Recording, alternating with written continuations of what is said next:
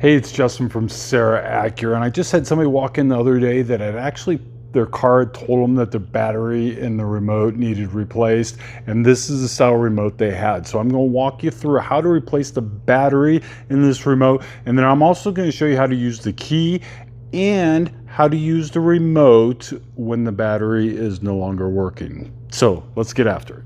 Okay, so if you have this style remote, there is it's a button right here that you press, and when you press that little button, the key comes out of it. And a lot of people don't even realize that there's a key that actually comes with this, and I'll show you how to use that and where that goes in a minute.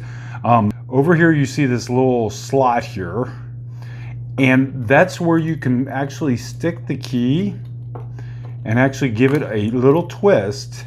And when you do that, the back of that remote comes off. You would do it very gently, and you can see the battery in there. So then you can just pop the battery out of that remote and replace that battery. Now, most of these batteries in these remotes are all the same. They're all the CR2032. You can pick these up at any hardware store, Target, Home Depot, Lowe's, you know, all the Walmart, I'm sure all sell these batteries. We also sell them here, and we'll throw them in for you at the dealership. Now, one thing I did want to show you, so it's really simple. You just put the battery back, obviously back in there, and you snap the back on the remote and it just snaps back in, and then you can put the key, slide the key back in, and that holds everything together. However, what I want to show you, now that I took the battery out of this remote, is we're going to walk over to this vehicle here. Okay, so obviously the remote is completely dead because I removed the battery from this one. And when you do that, I just realized that I don't have enough hands to do this. Nobody's helping me here. You want to take the key out of the back of that. So I'm going to take that key out by using that button. And that's what you can use to open and unlock, well, if I put it in there, open and unlock the car. So this remote I took the battery out of.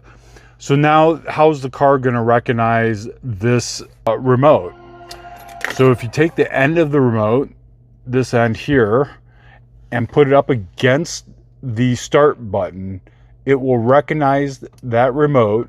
So I can push it and you can see it turn on there. Now this vehicle's not inside, so I'm not going to start it, but it recognizes the car. There's actually a chip in the end of that remote that talks to that button. So even though there's no battery in here, I can still be able to start the car if for some reason this battery go completely dead. Now keep in mind, your car does tell you when the remote battery needs replaced, so be sure to heed that warning and replace the remote as soon as possible. What a lot of people do is they grab the other remote and then they forget about replacing the battery in this one, and then you run into all kinds of problems. Again, if it goes completely dead, you can use the button here, holding the end of the key fob up to that button and pushing it at the same time.